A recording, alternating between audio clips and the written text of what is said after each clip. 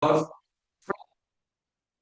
that, he did his PhD at Ohio State University with Rav Basili, and he's generally been working on things in the space of optimization under constraints, particularly focused on robustness, or sorry, focused on privacy, but also, this is adjacent to other things like robustness, fairness, generally stability of the algorithms. So yeah, without further ado, tell more. Yeah, thanks. Great. So what I'm going to be talking about today is basically some sort of like runtime limitations of private optimization algorithms. Something I've kind of been banging my head against for a long time. So it's kind of nice to finally have some results to share.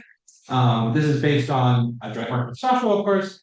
But I'll also shout out Rafe Basilic, Cristobal Zaman, and our authors on this work, but we spent a lot of time thinking about these kinds of problems during my PhD, and certainly some of those insights carry over. Uh, all right, so the problem we're thinking about today, I think a pretty simple one, where we have some function, which is convex and say one Lipschitz, and we're just trying to find the minimum of this function. We'll assume that we're doing a constrained minimization problem. So we're, say, constrained to unit vol. You can just think of that for today. The difference between constrained and unconstrained is not so important for today's talk. So if you want to think of this as unconstrained, there's generally extensions you can do. And then generally, like machine learning and privacy, we're interested in problems of this form where the loss function L is sort of this finite sum of loss, where I have a collection of n data points or losses. You can think of them. I'm interested in minimizing the average loss. So a lot of people will write this as like L of W and then also take a data point as an extra parameter. It's all the same, of course. And we're assuming that each of these little losses is convex collections. Right, and importantly for today's talk, we're going to not necessarily assume that this loss is smooth. So the gradients of this loss may change arbitrarily quickly as you move through the parameter space. Okay, and we'll find an approximate minimizer of this loss. So we'll characterize it with what's called the excess risk, which is just the difference in the loss at our output and the loss of the best possible thing you could have outputted, so this additive difference. And we'll say that we're looking for algorithms that find excess risk and expectation at most optimal. I'll also mention, and I won't talk about this as much today, but a lot of people are interested in the stochastic version of the problem, where my data set is drawn IID from some unknown distribution. And then in this case, we're interested in minimizing the expected loss under a sample from this distribution. A lot of times, this is what people actually care about. But as we've shown this work, and what has kind of, to some effect, already been shown, is if you're interested in runtime, you can convert between these two problems pretty easily at this point. And especially since today we're interested in like runtime lower bounds, it basically suffices to consider the finite sum or like the empirical version. This is also called empirical risk minimization, ERM problem. Okay, so we're going to be talking about solving these kind of problems under some notion of privacy, and maybe I'm beating the horse. I know maybe everyone here already familiar, but just in case, what privacy says is when you design your algorithm, you want some sort of stability property on the output distribution of this algorithm. So in particular, if you consider how your algorithm behaves on any data, and then how it behaves when I swap any point in that data set with some other point in the data domain, I want like the output distribution of this algorithm to be similar under both of these runs, right? And so I consider any two adjacent data sets I can construct as endpoints. Okay, and so formally we have this notion of we call approximate differential privacy, where these epsilon and delta parameters basically just characterize some sort of stability on the output distribution.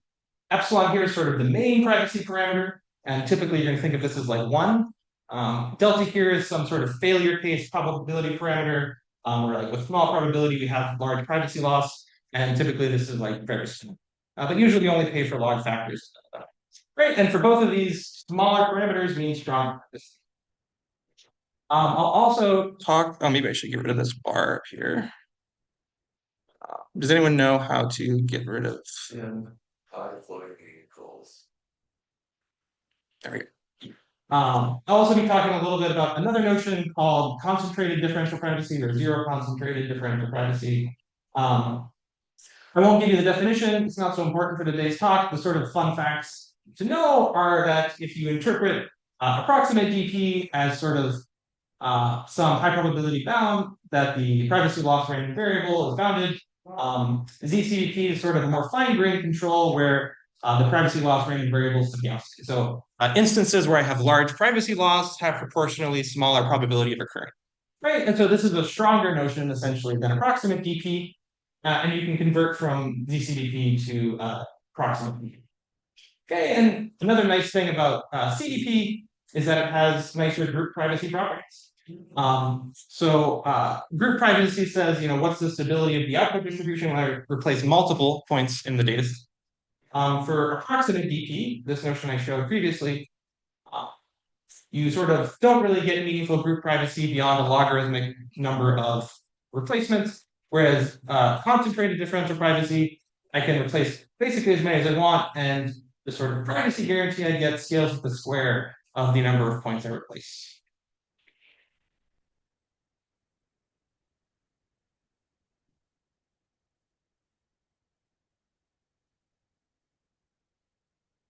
Great. Okay, and so there's sort of two kind of largely independent lines of work that I want to catch you up to speed on for this talk. One is sort of just faster private optimization algorithms. So we have this problem of minimizing this function, and we want our optimizer to be private. How fast can we do that? And people have kind of been chipping away at this, especially over the past 6 years. There's been a lot of work and sort of gradually improving these upper bounds. And then largely orthogonal to that is this line of research that goes as far back as the 80s on oracle complexity lower bounds. And so this oracle complexity framework is often used as a surrogate for like the runtime of these algorithms. And we have lower bounds in a lot of different schemes, but not really any settings that pertain to privacy so much. And so I'll give you a little bit more background on this private case first. So an important fact to know is that we've known for like over a decade that the best utility rate you can get under private optimization is the square d over n epsilon. Right, so d here is the dimension of the problem, and here again is the number of data points I have, one of those privacy parameters. And originally, for an algorithm for this, basically got it in n squared gradient evaluations. If you're interested in, again, the stochastic version of this problem where I have some distribution, you pick up another 1 over square n statistical term here. Okay, and notably, this error bound is like the best error you can get if I run my algorithm, even given arbitrary running time. Like this is an information theoretic bound. Maybe just note that like non-privately, like there's no limit, right? I can optimize the function to zero loss if I run far enough. And so because of like this error limitation, people have spent a lot of time thinking about like how fast can I achieve the optimal error. And where we're at this point is like sort of this weird mishmash of state-of-the-art algorithms for this problem, particularly like the red and the green lines to note. So yeah, for some reason, like in low dimensions, we can get what is essentially a linear time to n, right? Because this is varying the dimension from n to some power kappa. The non-trivial regime for d here is at most n squared, right? Because that's once we hit n squared, we have trivial error. And so we get this like sort of fast algorithms in really low dimensions, and then it gets slower, and then it gets faster again. And the sort of up and down phenomenon is just because, in some sense, the problem is getting harder as I increase the dimension, but it also gets easier in some way in that, like, if you're shooting for optimal accuracy, the best accuracy you can get is worse as d increases. So there's some sort of trade-off, and we get this like weird patchwork of rates that we're left with today. And there's not really like a lot of understanding about what's optimal for these algorithms. Just to be clear, prior to your work, I guess the optimal as a principle, it could just be a flat line, a horizontal line, and one. Yeah. So yeah, linear. And I'll talk a little bit more about what we know non-privately. Right, but yeah, like the limitation prior to this work would just be like where do we know not from the non-private lower bounds. So yeah, it seems like the impression I got from the community is people seem to be optimistic that maybe like a green line going across one here is what we should be shooting for. Okay, and then maybe I just want to like key you into a very fundamental technique in all of this, which is the DP-SGD algorithm. So it's very similar to gradient descent. But the important part to know is that at each update, I sample some mini batch estimate of the gradient, GT, and I add Gaussian noise. And this basically helps me ensure privacy, and I just update along this noisy gradient. And this line here is basically some variation on this. The green line is a little bit more complicated, but the yellow line is sort of this kind of thing, like noisy gradient thing, but with like some more like advanced ways to update the parameters. Okay, but DPSGD is a good algorithm to have in your head today, and it's predominantly what people are doing in practice to some approximation. Can you say like a few words about what the green thing is? Like very few words, just like pieces. Yeah. So the green thing is to some extent solving like these regulator problems, or you can also call them like ball oracle problems, where it's minimizing over some really small ball, and then adding Gaussian noise to the minimum of that thing, and then solving like a certain number of these ball problems. And I will talk a little bit more about this too later. Uh, okay, but now I want to key you in onto this other line of research, these oracle complexity lower bounds. Okay, and again, like this line of work doesn't really deal with rest. And so what do I mean by oracle complexity? What I mean is that we're only going to ever interact with the loss function through a first order oracle. So it's just some function O, I give it a query W in RB, and I give it an index I somewhere in N, and it gives me back the first order information at the point. So the loss and the gradient. The important part really is the gradient. You should always, check if the loss doesn't help, but I call this a gradient oracle. That's why, because generally the loss is not helpful once you have a gradient. Okay, so for a single function, just think of like n equals 1. We've known for a long time what the optimal oracle complexity of this problem is. It's the min of e and 1 over alpha squared. So if you're familiar with like cutting plane methods like center of gravity, that's where you get this D queries. And then sort of the large scale regime where this 1 over alpha squared rate is the range that you get. This is basically achieved from gradient descent. And so this like sort of large scale regime where this 1 over alpha squared would kick in, or like D is larger than 1 over alpha squared, is kind of the regime we're interested in. And I'll say that like this kind of lower bound extends pretty nicely if you start considering finite sums, stochastic oracles.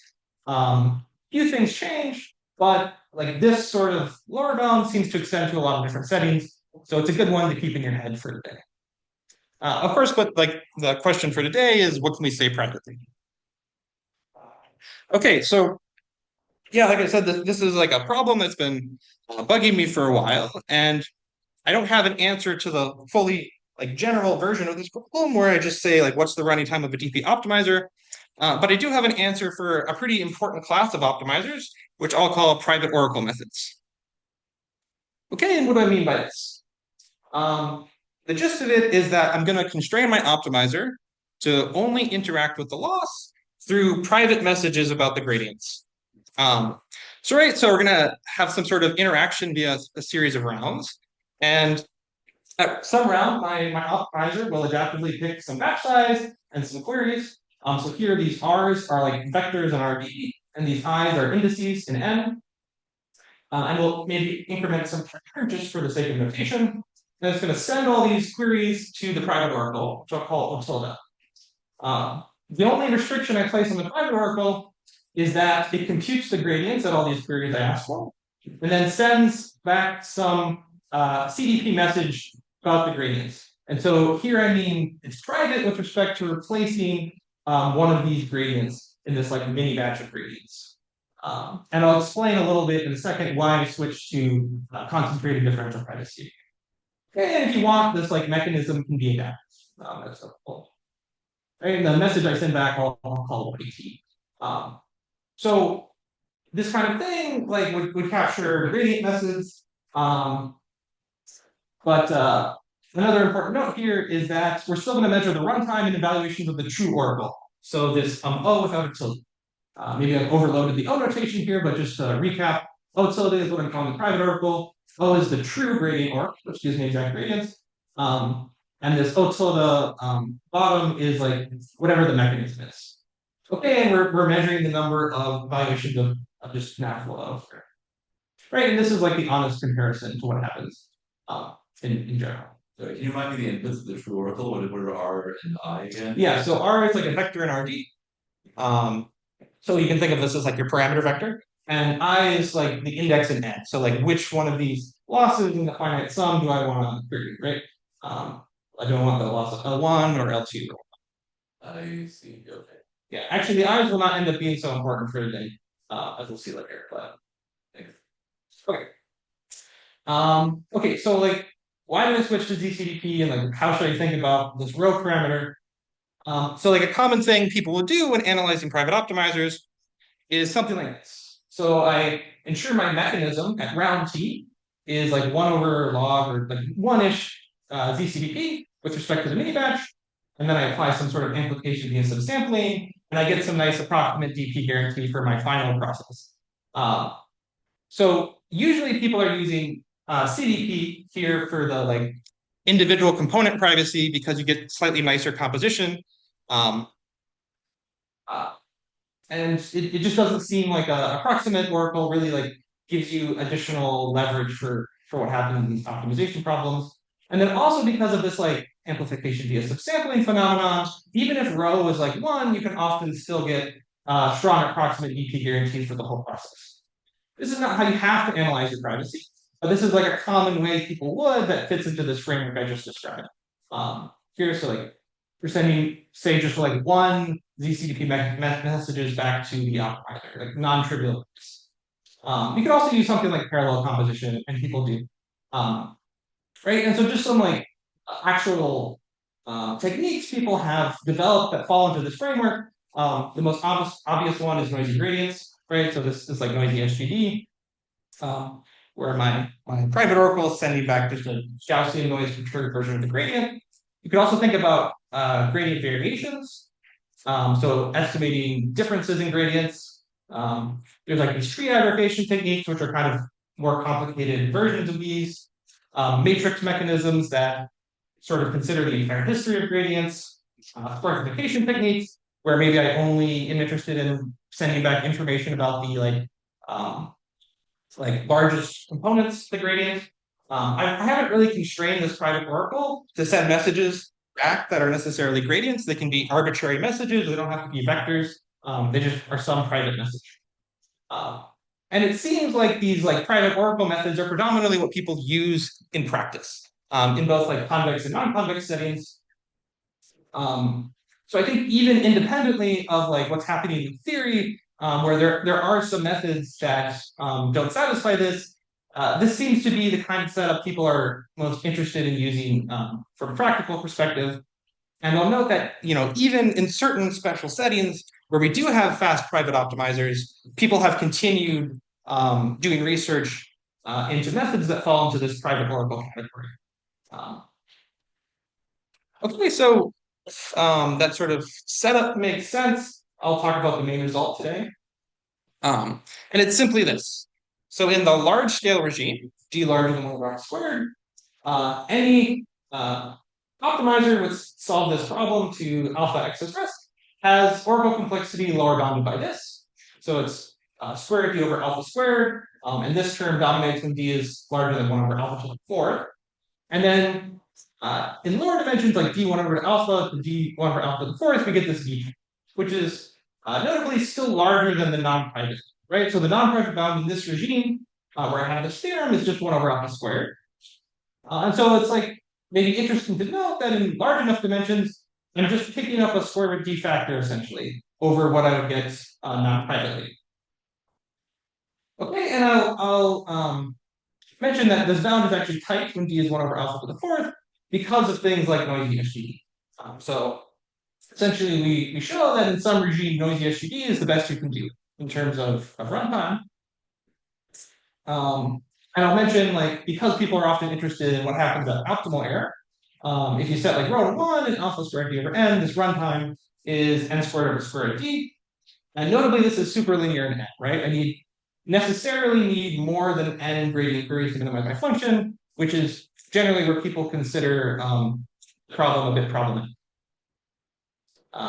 You can also extend this result if you are insistent on using small mini batches. So people are often interested in this in certain classification problems today still. And if you insist that like I really want to use small mini batches, then you get even stronger runtime loadouts. A kind of pseudo corollary of this, it requires a little bit of extra work, but maybe one that's like particularly important for people like this is that if you do something that looks like SGD with batch size M, you can improve this like sort of order D limitation. You get like D. That's yeah.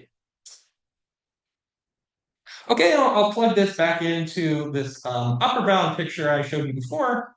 And what does this lower bound look like?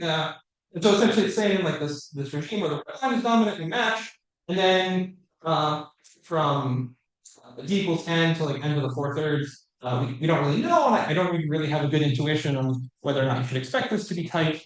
I'll also mention here that this green line is not a private Oracle method.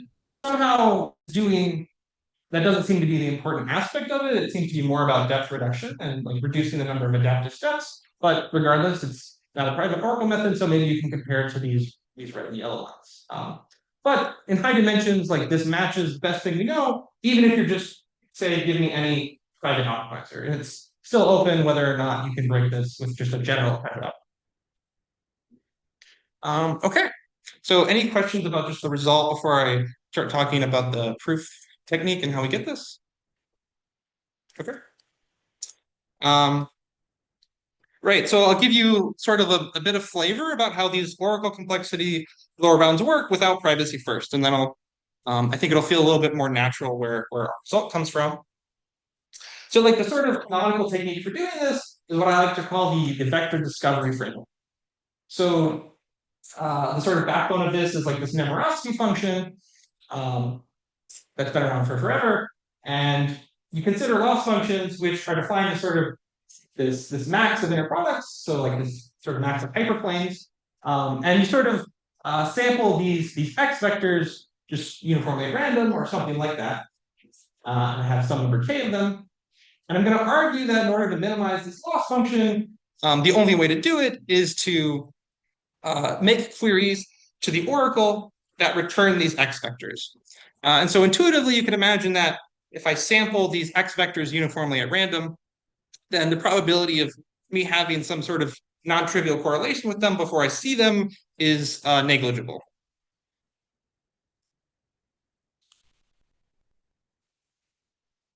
Okay, and then like one important thing to check with these is that the minimizer is non-trivial. So the minimizer here, if these like x vectors are orthogonal, it's just some complex combination of them, and I get like negative 2 alpha loss, and so that's why I need negative alpha correlation to each of these x vectors to minimize this loss function. And you're sort of limited at how many vectors you can embed in here based on the non-triviality of the minimizer.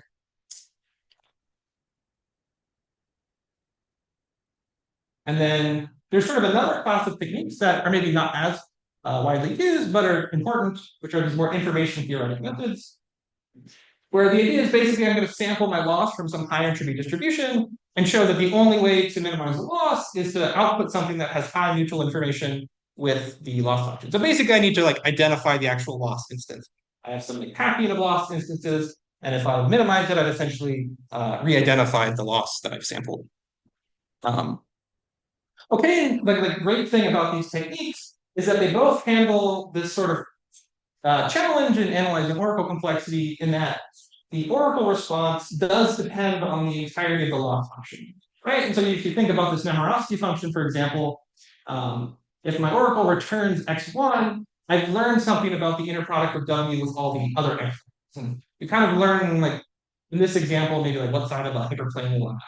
Right? So you do learn something, and the bottleneck is really all about how do I say that, yeah, you learn like something, but really you just learn about the vector that the oracle returns. So yeah, like both of these have these other problems if you're trying to get stronger lower bounds. Essentially, these like vector discovery frameworks are a little bit limited by how many vectors you can embed into the loss function.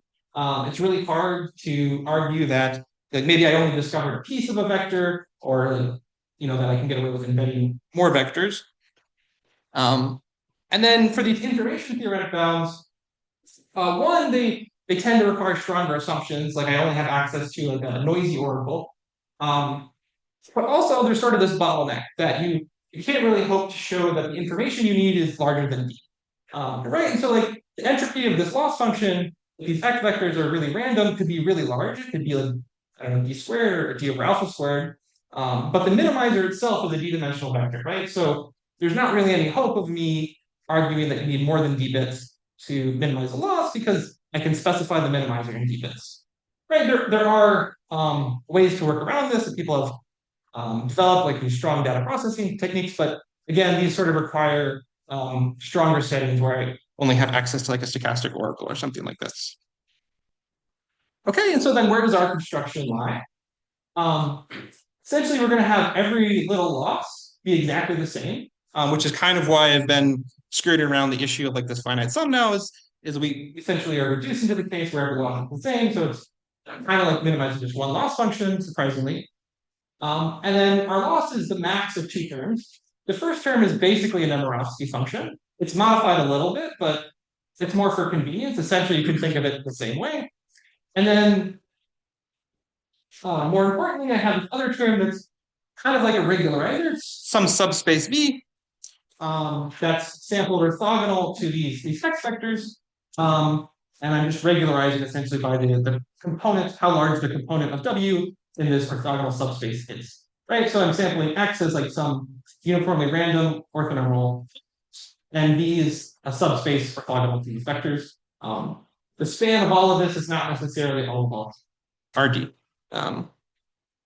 Okay, then the proof idea is just to upper and lower bound this sort of sum of conditional mutual informations.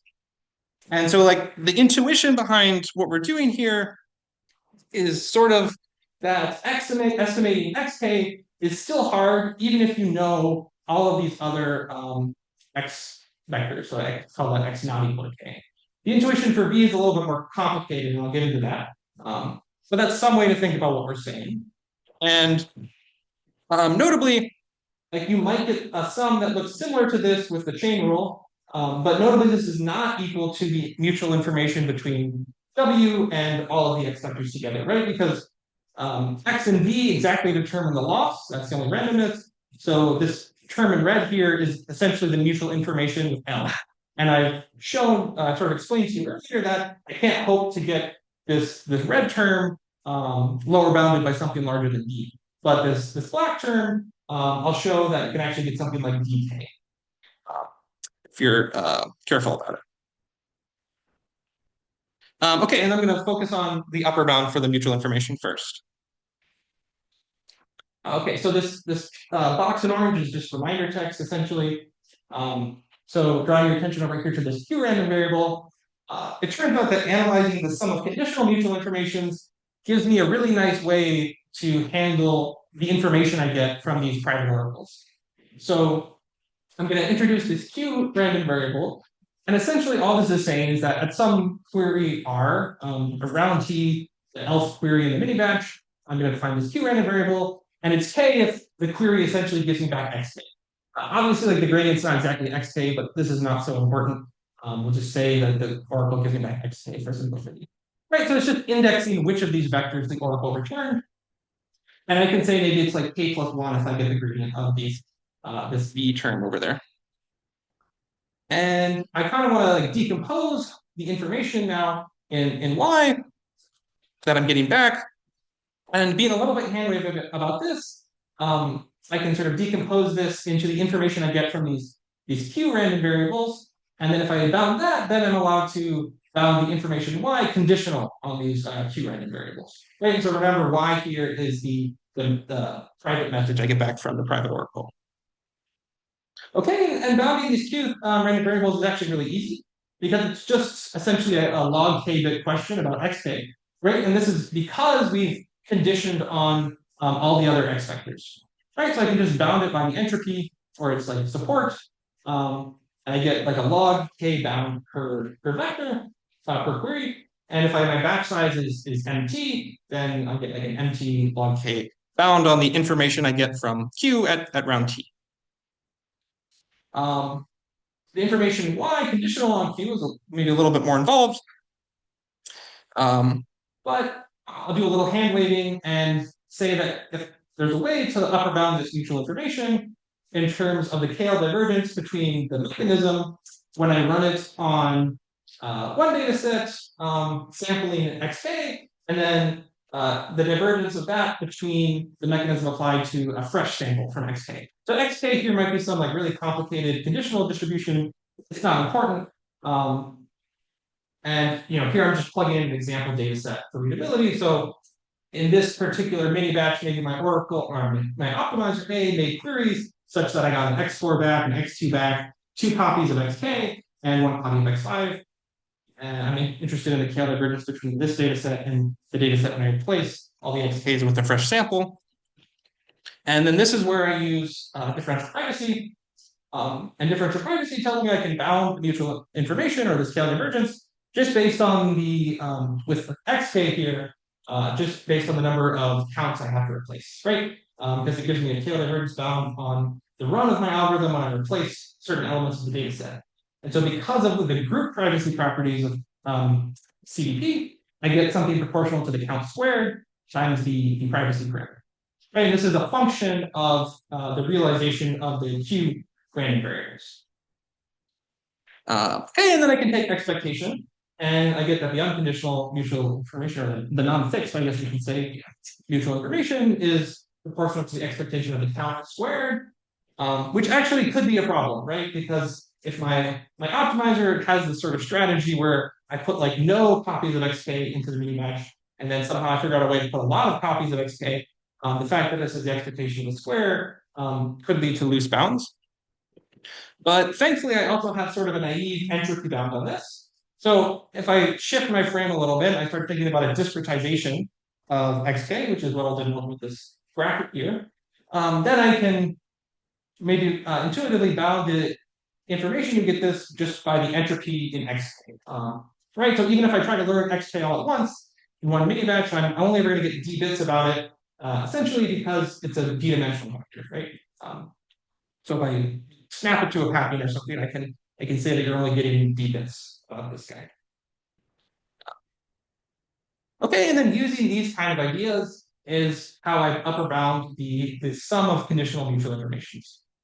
So importantly, the thing on the very far right over here is my running time, right? It's the sum of all the mini batches. So that's my expected running time or my expected overall complexity. And then I have 2 terms. I have this k log k, which is the information that occurred from these Q random variables, these indexes. And so I have this for every term in the sum, so I get k times log k. And then I have this other term that has a square root d, but doesn't scale with k. And that's essentially because there's some sort of trade-off between how many copies of xk I put into the mini batch and how many copies of some other vector put into the mini batch. And I get some square root d factor essentially converting from like L2 norm to L1 norm and things like this. But importantly, the square root d does not depend on k. There's some sort of trade-off in how I make my query strategy. Okay, so that's the upper bound on information. The next piece is the lower bound on information. And more simply, I guess this is going to just lower bound the conditional mutual information by d for every k. And then obviously the sum is omega dk if I get this omega d back on each one. And to preface this, like this has nothing to do with really privacy or the fact that I have a private oracle. This is really just about the hardness of the lost instance itself. Okay, so how do we get this? Again, this orange box is just a reminder. We're going to sort of take the output of our optimizer W and perform some sort of surgery on it and cut out a bunch of pieces of it and create this W hat. And I won't detail like how we do this because it's kind of involved, but the important properties of W hat are that I didn't add too much information by creating. So I add like d over 200 bits of information to W. And that if my optimizer has this sort of complicated property, then this W hat is a good estimator for a shrinkage of xk. Right? So it's essentially I'm just can show that I re-identify xk using W hats, close in equating business. Okay, and then if I'm re-identifying xk, some variant of Fano's inequality will tell me that the information with xk must be large, right? Xk is a d-dimensional vector. I'm re-identifying it, so intuitively I should have omega d bits about it if this is happening. And so, like, sort of maybe the most non-trivial part of all of this, and the part I've skimmed over, is what is this property, and how do I argue that it occurs? Intuitively, what this is bit in orange is saying is that I'm not taking advantage somehow of the unpenalized subspace of my loss. So this point here I'm using as projection. But my loss essentially has two pieces, right? It has these like xk vectors, which have some span of dimension k. I have this v subspace, which has span or dimension d over 2, right? And these don't add up to d, so there's some leftover subspace in my loss that the loss does not care about. You can have whatever component in this orthogonal space you want, it won't affect the loss. And essentially what this property in orange is saying is, okay, so long as your optimizer does not take advantage of this unpenalized subspace, and take advantage, I mean have large component in it, then everything works out fine and you get the information lower bound that you want. Okay, and so the rest of the proof sketch I'm going to give you is really just about how do I establish that my optimizer should have this nice property. Okay, so imagine that I'm just at some particular query. So I make some query R to the org. And again, this has nothing to do with privacy or mutual information, really. So just think about one query R to the true oracle. And let's assume that the gradient I get back from the oracle is the gradient of this regularization term over the subspace. Okay, so my query is this purple vector R. The gradient I get back is this blue vector projection on the V. And I'm just assuming here that my sort of regularization subspace is like a two-dimensional plane, just because we're considering a two-dimensional example. And so, like, intuitively, what do I learn about V from this process? Well, clearly I learned at least that V contains the span of this R vector, right? Because that's by definition. I also learned something more. I learned that it's orthogonal to this red vector. Right, and so this red vector is the vector orthogonal to V in the plane of the purple and blue vectors. Okay, so I learned that it's orthogonal to something, and I learned that it contains the span of something. And okay, in this case, like this completely determines V, but if you use your imagination and consider how this behaves in higher dimensions, even after I learn this, there's still maybe a lot of flexibility in what V could possibly be. We'd like to reason about how this all behaves when I make many of these queries. So I want to like think about, I'm going to make some of mini batches or runtime number of these queries, and you can even just assume that at every query I make, I get the gradient of the subspace back, like the exact gradient, even maybe it circumvents the private oracle, and I'm just getting back the true gradient. It turns out this doesn't cause any issues. So thinking about this, like what happens to this subspace? I'm going to break down RD into sort of a bunch of different subspaces. The first one is the span of all these x vectors.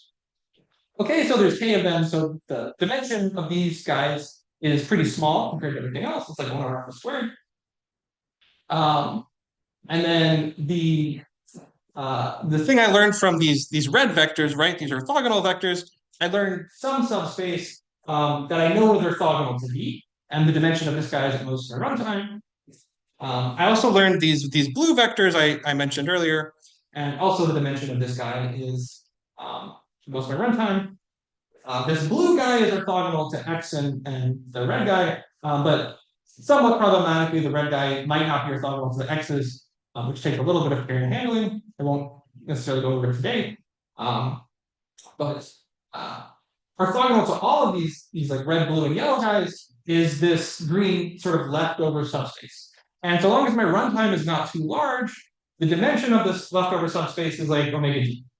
And even more so, you can argue that there's some sort of unknown subspace of D that's distributed uniformly at random inside this green subspace. And the dimension of this like remaining piece of V that I don't know yet also has large dimension. And so from there, what I'm doing is just using the properties of random projection and the accuracy condition, argue that there's no way to take advantage of this green subspace, right? So you can imagine that if I don't know the remaining piece of V and I try to have a large component in this green subspace, with high probability, actually, the rest of V is going to overlap with whatever component I put into this green subspace. It's essentially like a Johnson-Neutron kind of analysis, same kind of idea. Okay, and then from there we're basically done. We have a information lower bound on this sum, and we have an information upper bound. We just rearrange, and that's how we get this lower bound on the expected running time of around. Okay, so yeah, I guess I went a little faster than expected, but maybe that's good. I'll mention some bonus results that we have in the paper. So because of like the nature of the techniques we're using, it's really easy to extend this to information limited oracles, which is something people study in like distributed settings. So here I'm like I have an optimizer and it's communicating with some nodes, and maybe like the number of bits these nodes have to send back is a non-negligible factor of the runtime. So I'm interested in how I can minimize this function if I'm sending small bit messages back. And you can sort of use pretty similar techniques, and it's actually a little bit easier to get a tight lower bound on this process. Something similar to this was actually already proven by Rachaya and Nan and a few others. But again, in this like they needed stronger assumptions, and in the language of my framework, they basically assumed that the like proxy oracle, or what I called the private oracle before, only itself had access to like noisy gradients. And so this is somehow taking like the runtime lower bound I'm showing you here is somehow taking advantage more of like the hardness of an optimization problem, whereas like this previous result was really more about the hardness of mean estimation that comes from like noisy gradients. Okay, and then if you are interested in the smooth case, it's actually not too hard to give like a fully general lower bound. So I can here just assume that my optimizer is private. I don't need this private oracle setup. And I get a runtime lower bound of squared d over alpha, which is like the private term. And then even non-privately, I have 1 over alpha squared in A. Okay, and if you're like familiar with like lower bounds for private mean estimation, this is similar. There's like a few extra nuances in terms of like amplifying the lower bound. I don't look at the entire data set, but essentially, if you've seen those, you've seen this. And it's really just to sort of complete the picture. Because sort of what happened is people got a linear time algorithm for this case and then stopped looking at it. So it's just nice to have like a sort of complete picture of how this setting behaves if like I have this like nice smoothness property on the loss. Okay, and like maybe interestingly, this lower bound does not get any stronger in the private oracle model I've described today. So there's like more recent upper bounds that are private oracle methods that essentially map this lower bound for at least certain accuracy regimes. So likely you can't get stronger lower bounds even if you consider private oracle methods, which would be like reasonable because again, even for smooth loss functions, people seem to be interested in private oracle methods. This. Okay, and then like some just simple follow-up directions you could think about. I think generalizing the lower bound is a very natural extension. So like, could you get a lower bound for approximate DP oracles? I'm skeptical that this direction ends up being super interesting, but certainly our like proof technique doesn't work for approximate DP oracles. So that's something you could consider. You could consider like lower bounds if you have a proximal oracle. An approximal oracle is sort of just a lot of adaptive steps, but I'm only allowed to solve this regularized subproblem. And if you get that, then you sort of get everything people have tried in practice and gotten like strong results for in the non-smooth setting. I would say like in terms of generalizing the lower bound beyond private oracles, I don't have a great intuition for whether or not you should expect this lower bound to hold in like for general private optimizers. There are some like maybe promising upper bound techniques, but I think at least this lower bound suggests that maybe it's more possible than we thought before, that the lower bound does generalize to just optimizers. You can also talk about the low dimension regime. Likely, you're going to need some largely different techniques. There's sort of a bottleneck in our lower bound, this omega d term, that essentially comes from the fact that we need you to not be able to learn this V subspace. And that sort of kicks in so long as you don't make more than D unique queries to the oracle. Um, so like different techniques for low dimensional settings would be interesting. And then, it might be interesting just to have other applications of this technique. It seems to be kind of a different way of thinking about oracle complexity, where I'm like discovering these vectors xk, but I'm arguing that you're only discovering like a piece of these piece of each of these vectors at a time, rather than just discovering the whole vector. Yeah, and then I'll just open it up to questions.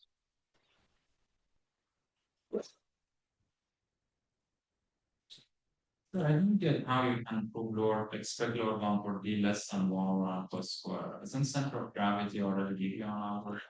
Yeah, so for low dimensions, we non-privately we know that center of gravity is optimal.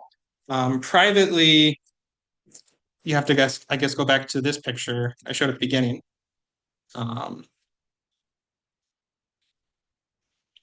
Where the best we know is this green line, and again, this is like exactly optimal error. It's kind of an unfortunate fact that everyone has only worked out the like really complicated algorithms for optimal error. It'd be nice to have like they probably generalize to any error larger than that, but at least for optimal error, this is the best we know, which doesn't match center of gravity, right? Like, um, What is the bound?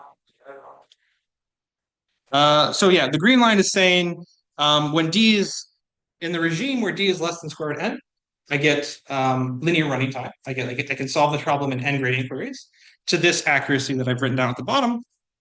For larger than that, I get this more complicated thing, which I don't have the exact like upper bound off the top of my head, but it's larger than the D running time you would get from center of gravity. And like generalizing center of gravity to the private case is hard because center of gravity is very sensitive to the accuracy of like these cutting planes. And if I add a bunch of noise to them, it doesn't necessarily translate well. It's not actually. That's So I mean, you can get bounds for noisy versions of it, right? But from what I understand, to get the optimal rate, you would basically need to use the entire data set and query like the gradient of the entire data set for each one. And then I'm going to have like a running time of n times d if I want to do this privately. That's like the naive strategy you could use. And that at least we've beaten at this point, right? Because I have an n bound at this point. So, yeah, good question. Good question. This classic, sorry, this is about the classical map by Or do you want just the rates or?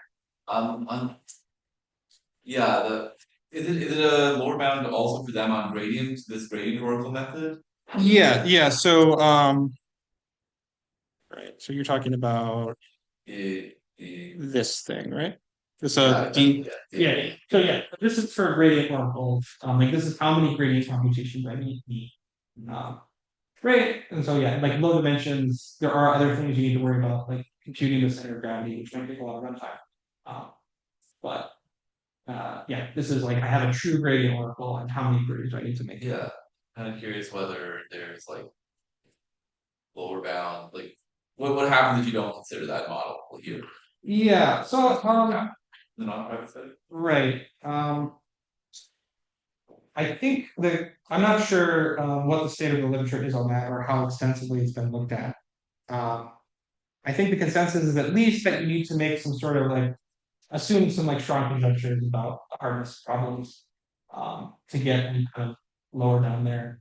But yeah, I'm really not familiar with what people have done. Gotcha. I'm just kind of curious whether, at least for the not private setting of gradient oracle method, it should be morally thought of as like the right answer or not. Right. Yeah, I think there's like a strong argument, at least for low dimensions, that maybe it's not because of the difficulty of computing things like center of gravity. In higher dimensions, it seems to be a really nice a surrogate for running time. just based on what we've seen. But then like even outside of running time, it certainly does provide a lot of insight into how these algorithms can be designed. Um, okay, so. Any other questions? Cool. So as I thank Michael again.